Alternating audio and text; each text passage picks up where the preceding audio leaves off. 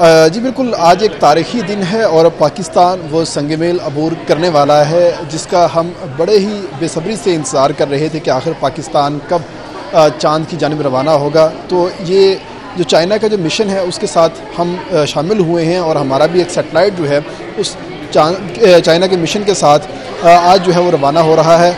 उसकी एक जो डमी है वो यहाँ पे हमारे साथ मौजूद है, आपको दिखा सकते हैं कि ये एक सैटेलाइट जो बनाया गया है, ये जब यहाँ से रवाना होगा चाइना से, तो उसके बाद जब ये 5 दिन बाद चाँद के मैदान में पहुँचेगा तो इसको वहाँ से रिलीज़ कर दिया जाएगा।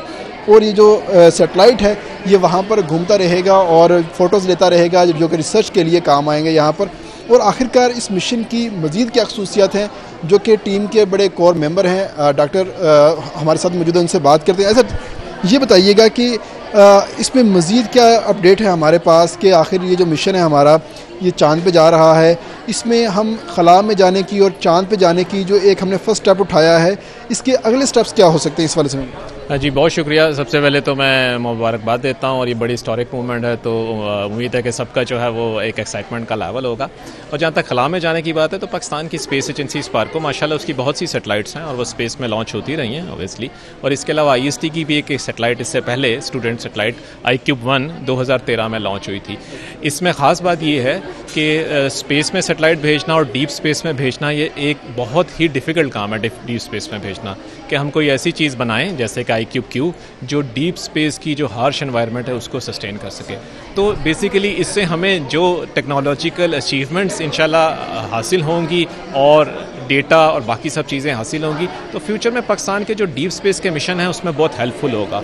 एंड आई बिलीव कि ये सिर्फ एक स्टेप यहाँ पर ख़त्म नहीं हो जाएगा। इंशाल्लाह ये पाकिस्तान की सोशो इकनॉमिक डेवलपमेंट और हर तरह से चीज़ों में ये कंट्रीब्यूट करेगा, ये वाली सारी चीज़। सर ये बताइएगा कि ये जब खला में हम इसको रिलीज़ करेंगे और वहाँ पे ये ऑर्बिट में घूमता रहेगा, तो इसकी वहाँ पे लाइफ कितनी होगी कि इसको हम वापस बुला सकेंगे या वहीं पर रहेगा ये? जी ऐसा है कि जब ये Chang'e 6 के साथ जाएगा तो ये Chang'e 6 के लैंड होने से पहले iCube-Q सेपरेट हो जाएगा और मून को ऑर्बिट करेगा। और ये तकरीबन 6 महीने तक हमारी इसकी फंक्शनल लाइफ है कि इंशाल्लाह ये फंक्शनल रहेगा। तो इसके अलावा उम्मीद हमें यही है कि ये 6 महीने से ज़्यादा भी फंक्शनल रह सकता है, लेकिन हर चीज़ जब डिज़ाइन की जाती है तो उसकी एक फंक्शनल लाइफ टाइम होती है, तो वो 6 महीने तक है इंशाल्लाह। इसकी तैयारी में हमें 2 साल का अरसा लगा, क्योंकि जब ये प्रपोज़ल हमने विन किया एप्सको से, जिसमें हमें ये फ्री लॉन्च मिला, तो उसके बाद 2 साल का अरसा था। तो तकरीबन अब से 7-8 महीने पहले तक ये तैयार हो चुका हुआ था। पिछले 7 महीने में रिगरस टेस्टिंग होती रही है मुख्तलिफ सब सिस्टम्स की भी और सैटेलाइट को पूरा इंटीग्रेट करने के बाद भी, क्योंकि सैटेलाइट को किसी लॉन्च व्हीकल में इंटीग्रेट करने से पहले उसकी मुकम्मल टेस्टिंग होती है। सो हमारे थॉरो टेस्टिंग के बाद लॉन्चर ने एक्सेप्ट किया कि ये सैटेलाइट इस काबिल है कि इसको लॉन्च व्हीकल में इंटीग्रेट किया जा सके। अल्हम्दुलिल्लाह, ये हमारे लिए बड़े फ़ख्र की बात है कि हम एक ऐसी यूनिवर्सिटी में हैं जिसने पूरे पाकिस्तान में से ये इनिशिएटिव लिया है। और हमारे लिए इससे ज़्यादा फ़ख्र की बात यह है कि हमारे ही डिपार्टमेंट में इलेक्ट्रिकल इंजीनियरिंग डिपार्टमेंट के जो प्रोफेसर्स हैं, HOD हैं, और उसके अलावा जो और रिसर्चर्स हैं। रिसर्चर्स हैं। अच्छा भाई आप बताइएगा, आप क्या कहना चाहते हैं, आपका क्या कंट्रीब्यूशन था नारे लगाने के अलावा? हम क्योंकि ये सबसे पहले ये मैं बताना चाहता हूँ कि ये जितना भी इस पे वर्कआउट हुआ, इसमें सारा काम जो है वो इलेक्ट्रिकल डिपार्टमेंट के स्टूडेंट्स ने और टीचर्स ने किया। और मुझे सबसे ज़्यादा प्राउडली ये मैं कह सकता हूँ कि मैं इलेक्ट्रिकल इंजीनियरिंग डिपार्टमेंट का ही स्टूडेंट हूँ। और हमारे फाइनल ईयर के जितने भी जो स्टूडेंट्स का दिन इंजीनियर्स के नाम रहा। हमारे साथ कुछ और स्टूडेंट्स मौजूद हैं। यस, फाइनल ईयर स्टूडेंट्स जी, क्या कहना है, कितना काम किया आपने इस सैटेलाइट के ऊपर? बड़े खुश नज़र आ रहे हैं, एक्साइटेड नज़र आ रहे हैं। आखिर ये जो एक्साइटमेंट है आपकी संभाली नहीं जा रही, तो कैसे हुआ ये सारा कुछ? अच्छा, बेसिकली हमारे टीचर्स ने ही इस पे काम किया हुआ है। हमें सर रेहान ने पढ़ाया हुआ है, आपने इंटरव्यूज़ भी लिया होंगे उनके। उन्होंने हमें पढ़ाया था स्पेसक्राफ्ट इंजीनियरिंग का कोर्स, तो उसमें हमने डिफरेंट प्रोटोटाइप्स डिज़ाइन किए थे।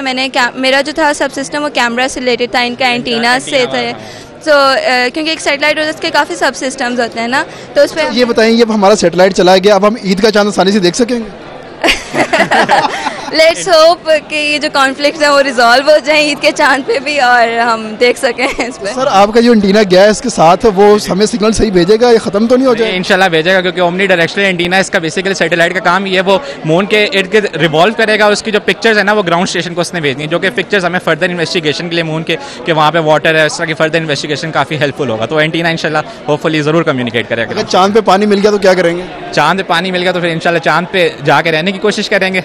चांद पे जाके रहने की कोशिश करेंगे जी। हमारे साथ और स्टूडेंट मौजूद है। अच्छा ये बताइएगा कि क्या कुछ इस्तेमाल हुआ है इस सैटेलाइट को बनाने में, क्योंकि आप स्टूडेंट भी मटेरियल के हैं, तो बताइए क्या कहते हैं। अच्छा, जो हमारा मटेरियल्स, मैं मटेरियल साइंस की फील्ड से हूँ, तो मटेरियल्स का इसमें बहुत बड़ा रोल होता है, क्योंकि हमने पास में भी डिफरेंट फेलियर्स देखे, जैसे ओ रिंग फेलियर बहुत मशहूर फेलियर है, जो डक्टाइल टू ब्रिटल ट्रांसमिशन की वजह से, वो जो मटेरियल फेलियर था, जिसकी वजह से एक स्पेस क्राफ्ट पूरे 2-3 मिनट में या सेकंड्स में ही वो फेल्ड हो चुका था।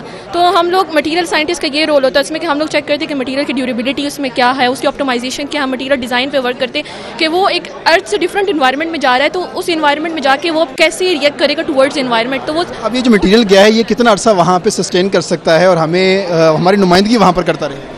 अच्छा, ये प्रोजेक्ट तो है, ये तो काफ़ी लॉन्ग बेस्ड है, मतलब सैटेलाइट है, वो तो करता ही रहेगा। तो हमने उसी हिसाब से जो है ना डिज़ाइन किया हुआ है कि वो मटेरियल वो जितने साल वहाँ पे रहेगा तो वहाँ उतने साल तक ही ड्यूरेबल होगा, और इंशाल्लाह हम होप करते हैं कि वो सक्सेसफुल होगा। जी आप क्या कहना चाहेंगे, एक शॉर्ट सा मैसेज। सर बेसिकली मैं स्टूडेंट हूँ एरोस्पेस का, और जो हमारा मिशन मून पे आज गया है वाया चाइना, इसकी अच्छी बात यह है कि आफ्टर अ लॉन्ग टाइम ना, आफ्टर 1991 जब फर्स्ट में रहबर गया था चाइना पे, आफ्टर दैट टाइम 20 ईयर्स तक कोई मिशन नहीं गया, and it's a huge leap for Pakistan to develop this program. इसकी जो एक्नॉलेजमेंट है वो IFT है, सुपार्को है, and all the technical association of Pakistan. So I am thankful to all of them for producing this. जी पाकिस्तान के लिए बड़ी अचीवमेंट है, क्या कहेंगे, एक शॉर्ट सा मैसेज। मैं ये कहना चाहता हूँ कि जिस तरह के पाकिस्तान के अंदर नौजवानों के अंदर एक खौफ फैलाया गया कि हर नौजवान कोशिश कर रहा है कि मैं आउट ऑफ कंट्री जाऊँ, जॉब के लिए जाऊँ या मैं फर्दर एजुकेशन के लिए जाऊँ, तो मैं ये पैगाम देना चाहता हूँ कि अगर पाकिस्तान के अंदर इतना टैलेंट मौजूद है कि अगर पाकिस्तान में नौजवानों को अगर उनको एक जगह, एक प्लेटफॉर्म मुहैया किया जाए, तो पाकिस्तान के नौजवान भी दूसरे ममालिक की तरह मुल्क की तरक्की में अहम किरदार अदा कर सकते। प्लेटफॉर्म मुहैया किया जाए तो ये नौजवान जो हैं ये अभी चांद पर पहुँचने की बात कर रहे हैं, और वो वक्त दूर नहीं होगा जब ये सितारों पर कमन डालने की बात करेंगे।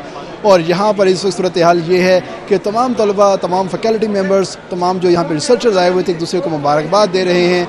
आज का दिन यहाँ पर ईद के दिन के तौर पे कंसिडर किया जा रहा है, क्योंकि पाकिस्तान छठा मुल्क बन गया है जिसने चांद की जानिब अपना सफ़र कामयाबी के साथ शुरू किया है, और ये पहला कदम है, और इंशाल्लाह अब ये कदम बढ़ते चले जाएंगे। जी।